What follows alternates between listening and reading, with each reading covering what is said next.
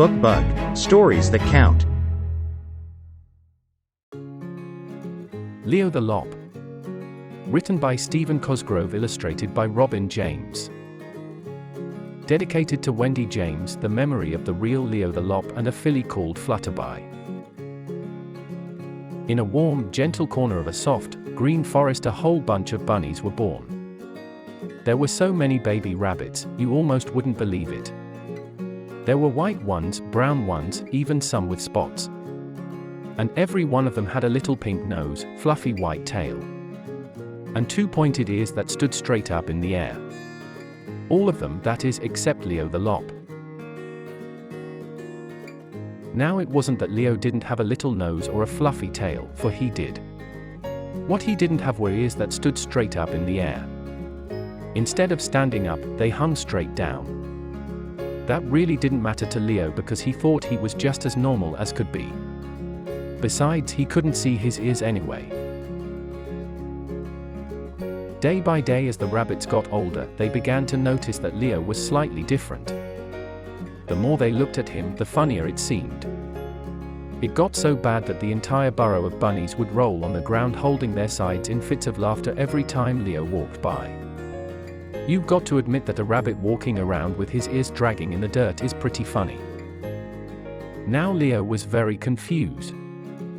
He didn't see anything so funny about the way he looked. His fur was the same. His tail was the same. As far as Leo was concerned, he was perfectly normal. Finally, out of frustration, he asked, "How come you guys are always laughing at me?"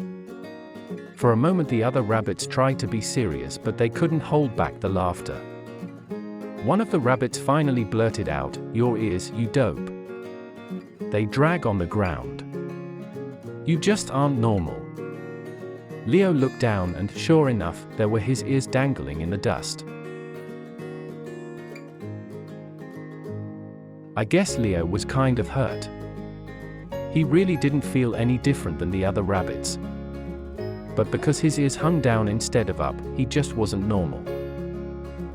He thought. All I need is to exercise a little bit and my ears will stand up just like all the normal rabbits. So with that in mind, he struggled and strained, trying to make them stand up. Unfortunately, the best he could do was to get them to stick straight out, and he could only do that for a minute. Then no matter how hard he tried, they would flop back to the ground in a puff of dust. Well, thought Leo, that didn't work. Maybe if I show my ears which way to go, they'll get the idea and go there on their own. Very carefully he climbed a tree and, after cautiously hooking his hind legs around the branch, he dangled over upside down. Sure enough, his ears hung straight down. Leo must have hung that way for nearly an hour when a voice made him look around. "What y'all doing that for?" spoke the voice. Leo looked around and there, right before him, hanging from another branch, was a possum. "Well," said Leo, feeling a little foolish, "I'm hanging upside down so my ears will learn which way they are supposed to go, so I can be a normal rabbit." "What's normal?" asked the possum. "Before, when I saw you on the ground, your ears looked normal. Now they look upside down." Leo thought and thought, and he didn't have an answer. So with the flip he dropped to the ground. He thought, if my ears going down are normal, then the other rabbits with their ears going up aren't normal. The more he thought about the other rabbits, the funnier it became.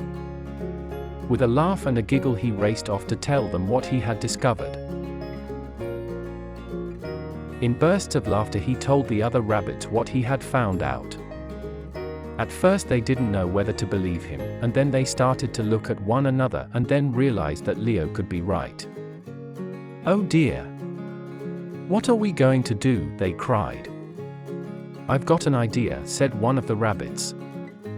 He picked up two big rocks and with some twine he tied them to the end of his ears. Sure enough, with all that weight his ears began to droop lower and lower until they reached the ground. Seeing his success, the other rabbits ran around picking up rocks and tying them to their ears. everything would have been all right except for one small problem. The rocks and ears kept getting all tangled up in tails and feet till all was confusion, with bunnies lying in a dusty heap. "This isn't going to work," they said. "There's got to be a better way." "Maybe," said a little furry bunny, "if we showed our ears the way they should be normal, they would go that way naturally." So they all very carefully climbed a tree, and after tying their ears to the branch, they gently hooked their legs and swung over, hanging upside down. Sure enough, every one of those bunnies' ears hung up instead of down. They must have hung that way for a long time when a voice made them look around. "What y'all doing that for?" asked the voice. They looked, and right before them, hanging from a branch, was that very same possum. "Well," they said, feeling a little dumb, "we're hanging this way so our ears will be normal like Leo's." "What's normal?" asked the possum. "Before, when I saw you all on the ground, your ears looked normal. Now they look upside down." They all thought and thought, and they couldn't answer the question either. Carefully they untied their ears and flip-flopped to the ground below. The rabbits thought and thought.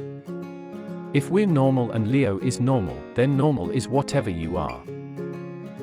With a hop and a giggle, they raced off to tell Leo what they had learned.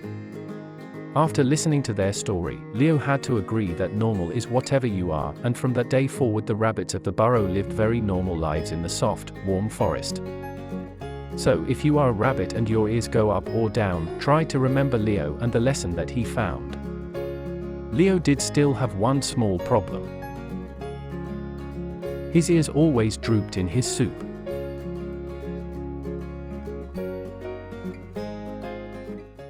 Stories that count. Subscribe now for more.